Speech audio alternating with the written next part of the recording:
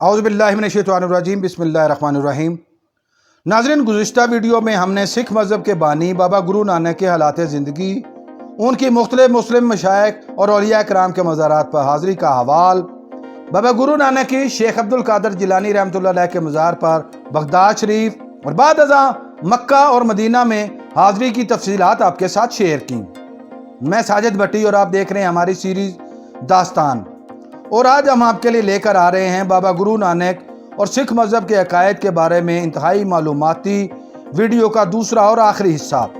اس video میں ہم سکھ مذہب کے عقائد، مقدس مقامات، گرموں کی تفصیلات اور بابا گرو نانک کے انتقال کے موقع پر مسلمانوں اور ہندوؤں کے مابین تدفین کے بارے میں جھگڑے کی تفصیلات۔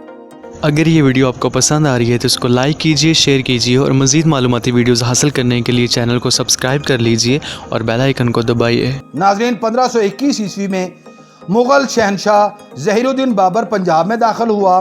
اس وقت بابا گرو نانک گوجرانوالا کے قریب ایمن آباد کے ایک گاؤں میں موجود تھے۔ جب بابر کی افواج نے ایمن آباد فتح کر لیا تو بہت سے لوگوں کو گرفتار کر لیا، جن میں بابا گرو نانک بھی شامل تھے۔ جس وقت بابر کی افواج گرفتاری کے لیے آئیں تو بابا گرو نانک اس وقت روڑی یعنی کنکروں کے ڈھیر کے اوپر بیٹھے عبادت کر رہے تھے۔ اسی نسبت سے بعد ازاں وہاں پر ایک گردوارہ تعمیر کروایا گیا جسے گردوارہ روڑی صاحب کہا جاتا ہے۔ بابا گرو نانک کی دوسری شادی کے متنازع احوال بھی تاریخ میں ملتے ہیں۔ ایک روایت کے مطابق بابا گرو نانک نے ایک مسلمان سردار حیات خان منج کی بیٹی بی بی خانم سے دوسری شادی بھی کی تھی، ان سے ان کی اولاد بھی ہوئی۔ سکھ مذہب کے ماننے والے لوگ انہیں ماتا مجوت کے نام سے یاد کرتے ہیں۔ بعض تاریخ دان اس شادی کے وجود سے انکاری ہیں، جبکہ بابا گرو نانک کی تعلیمات بھی دوسری شادی سے منع کرتی ہیں۔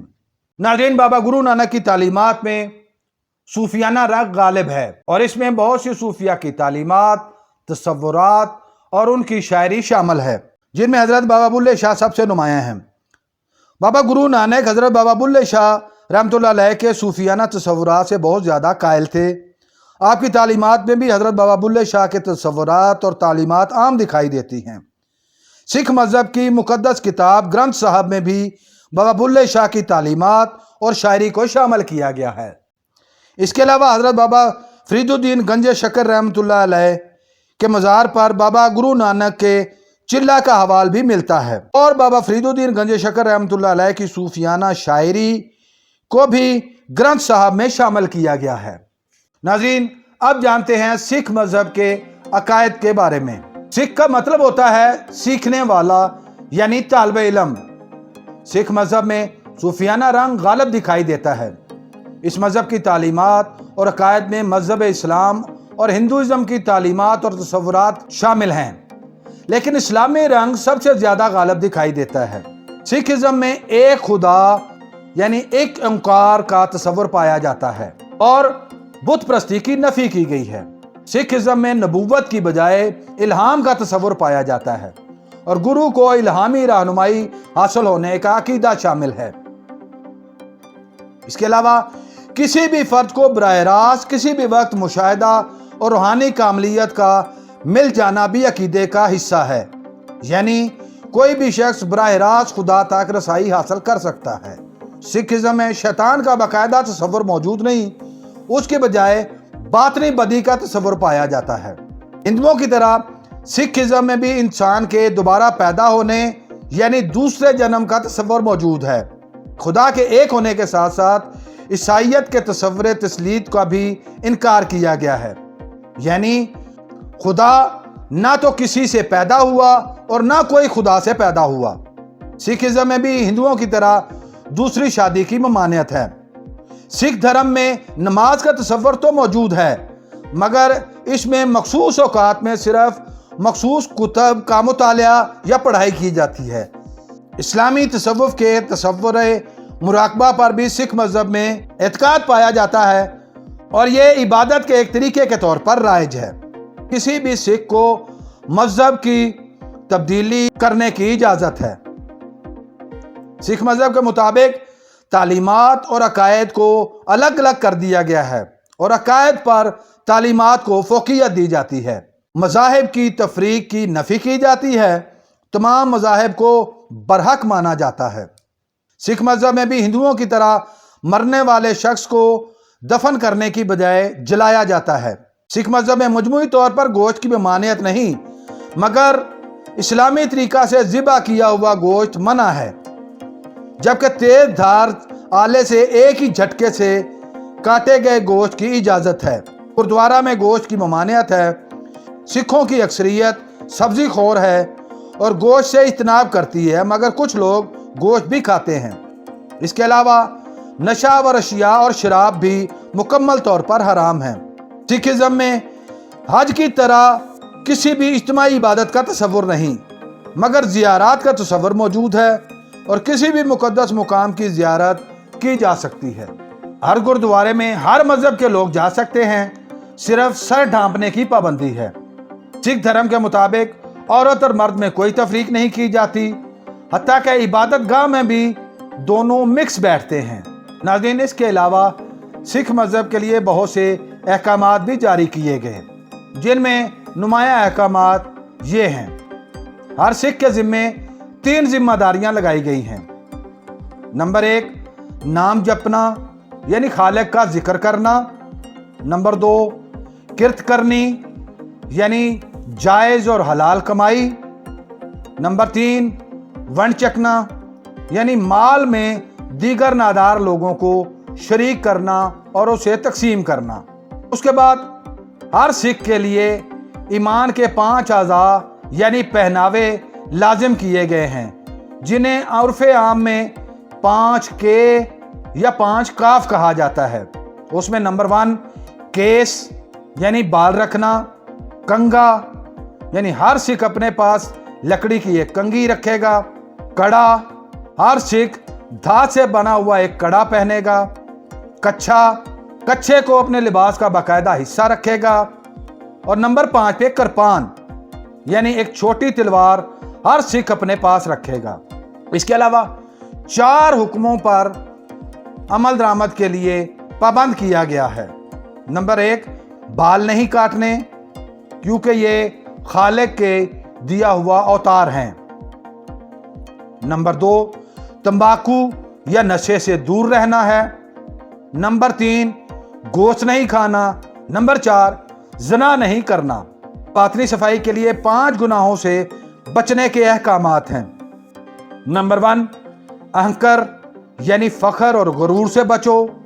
نمبر 2، کمال یعنی چلاکی اور دھوکہ دہی سے بچو۔ نمبر 3، لوبھ یعنی لالچ سے بچو۔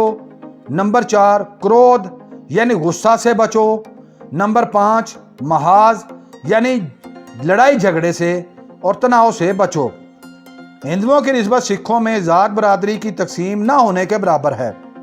اس کا مزید کلا کما کرنے کے لیے مردوں کے نام کے ساتھ سنگھ اور عورتوں کے نام کے ساتھ کور کا اضافہ کیا جاتا ہے۔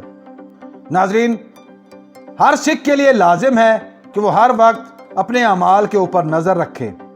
اس کے علاوہ مرد سکھ سروں پر پگڑی پہنتے ہیں، جبکہ پیشہ ور خواتین کو بھی سر پر پگڑی پہننے کے لیے پابند کیا گیا ہے، جبکہ عام خواتین کے لیے سر پر پگڑی پہننے کی پابندی نہیں۔ ناظرین، اب آتے ہیں سکھ مذہب کے مقدس مقامات کی طرف۔ دیگر مذاہب کی طرح سکھ مذہب میں کوئی ایک مرکزی مقام موجود نہیں۔ بابا گرو نانک اور ان کے بعد آنے والے گروؤں کی زندگی سے متعلق مقامات کو مقدس مقامات کا درجہ دیا گیا، جن میں نمبر 1، دربار صاحب جنمستان۔ یہ بابا گرو نانک کی جائے پیدائش ہے۔ یہ مقام پاکستان کے صوبہ پنجاب میں ضلع ننکانہ میں واقع ہے۔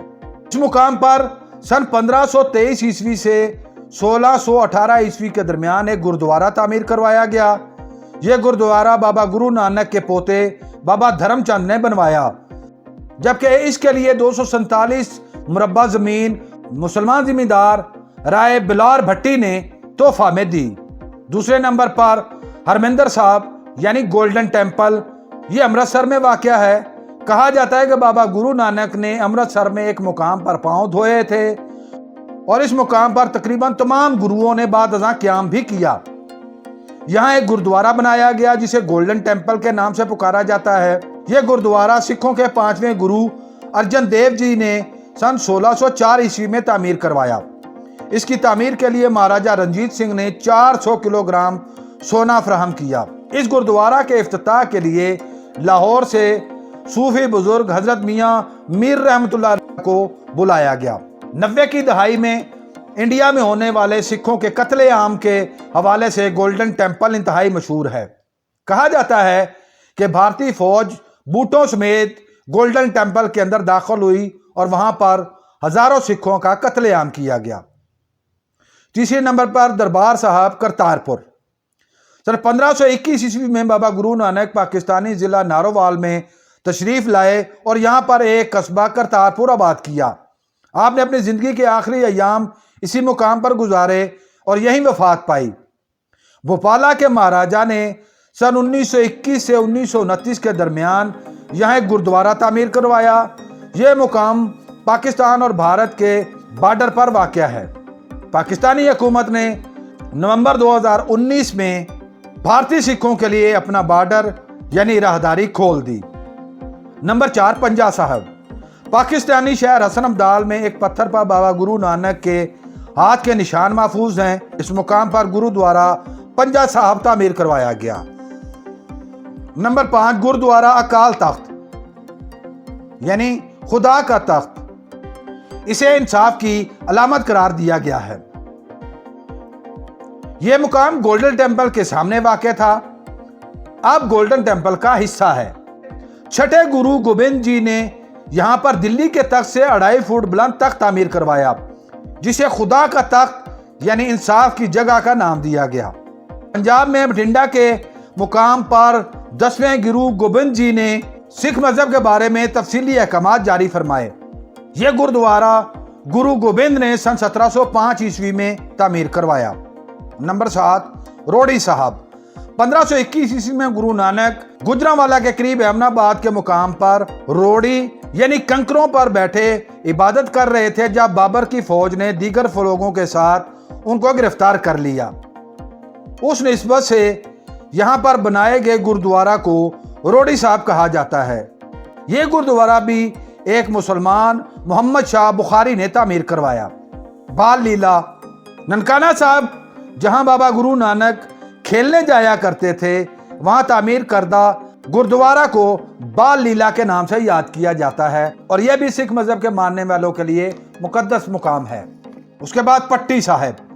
ननकाना में वो मुकाम जहां बाबा गुरु नानक पढ़ने जाया करते थे। इस मुकाम पर तामीर शुदा गुरुद्वारे को पट्टी साहब का नाम दिया गया। सच्चा सौदा। ननकाना साहब के करीब वो मुकाम जहां बाबा गुरु नानक ने तिजारत के लिए दिए गए पैसों से साधुओं को खाना खिलाया और इस अमल को सच्चा सौदा करार दिया। इस मुकाम पर तामीर शुदा गुरुद्वारा को सच्चा सौदा कहा जाता है। क्यारा साहब। ननकाना साहब में वो मुकाम जहां आपके जानवर खेत खराब कर बैठे और आपकी करामत से खेत दोबारा बहाल हो गए। इस मुकाम पर तामीर करदा गुरुद्वारा को क्यारा साहब कहा जाता है। बाबा गुरु नानक की वफात के अहवाल। सन 1521 ईस्वी में बाबा गुरु नानक ननकाना साहब से नारोवाल के करीब एक गांव में जा बसे जिसे बाद में करतारपुर का नाम दिया गया। आपने अपनी जिंदगी के आखिरी साल इसी मुकाम पर गुजारे। हिंदू और मुसलमान दोनों आपसे बहुत ज्यादा अकीदत रखते थे। 22 सितंबर सन 1539 ईस्वी में आपकी वफात के बाद मुसलमान और हिंदू इकट्ठे हो गए और दोनों अपने अपने मजहब के मुताबिक बाबा गुरु नानक की आखिरी रसूमात अदा करना चाहते थे। आपकी मैयत एक चादर के अंदर लिपटी हुई थी। चंद दरवेशों ने कहा कि झगड़ा क्यों करते हो, बाबा जी से पूछ लेते हैं। जब चादर उठाई गई तो आपका जिस्म वहां से गायब हो चुका था और उसकी जगह चादर के नीचे फूल पड़े हुए थे। वो आधे फूल हिंदुओं जबकि आधे मुसलमानों को दे दिए गए। मुसलमानों ने अपने हिस्से के फूल दफन कर दिए जबकि हिंदुओं ने अपने हिस्से के फूल जला दिए। बाबा गुरु नानक की इस्लाम की तरफ रगबत को देखते हुए मुसलमानों में यह ख्याल कसरत से पाया जाता है कि वो मुसलमान हो चुके थे और उसके दलाइल भी दिए जाते हैं अगर इस अमर की तस्दीक नहीं की जा सकती। दूसरा यह कहा जाता है कि बाबा गुरु नानक ने अपनी हयात में अपनी तालीमात को, मजीद यह कहा जाता है कि बाबा गुरु नानक ने अपनी حیات میں اپنی تعلیمات کو بطور سکھ مذہب یا سکھی کے اعلان نہیں کیا، بلکہ وہ ایک صوفیانہ تحریک کے بانی تھے۔ بعد میں ان کے خلفاء یا گروؤں نے ان کی تعلیمات کو جمع کر کے اس کو سکھ مذہب کے طور پر اعلان کر دیا۔ بابا گرو نانک کی وفات کے بعد سکھ مذہب کے 10 گرو ہو گزرے، جن میں بابا گرو نانک جی، دوسرے گرو آنند جی، تیسرے گرو امر داس جی، چوتھے گرو رام داس جی، پانچویں گرو ارجن جی، چھٹے گرو ہر گوبند جی، ساتویں ہر رائے جی، آٹھویں گرو ہر کرش جی، نویں گرو تیغ بہادر جی، 10ویں گرو گوبند سنگھ جی، جبکہ 11ویں گرو گرنتھ صاحب، جو کہ سکھوں کی مقدس کتاب ہے۔ ناظرین، 1699 میں 10ویں گرو گوبند جی نے اعلان کیا کہ اب کوئی گرو انسانی روپ میں نہیں آئے گا، یہ سلسلہ اب ختم ہو چکا، صرف ہماری کتاب گرو گرنتھ صاحب ہی آخری گرو ہوگی۔ ناظرین، گرنتھ صاحب گرو نانک کے اقوال اور صوفیہ کرام کے کلاموں کا مجموعہ ہے۔ اس کتاب کو ترتیب دینے کا کام چھٹے گرو ارجن نے شروع کروایا، جو کہ 1604 عیسوی میں مکمل ہوا۔ ناظرین، امید ہے آپ کو ہماری یہ کاوش پسند آئی ہوگی۔ تاریخ میں بہت سے امور میں اختلاف پایا جاتا ہے، اس لیے اگر آپ اس ویڈیو کے بارے میں اپنی کوئی رائے دینا چاہیں تو کمنٹ باکس کا استعمال کریں۔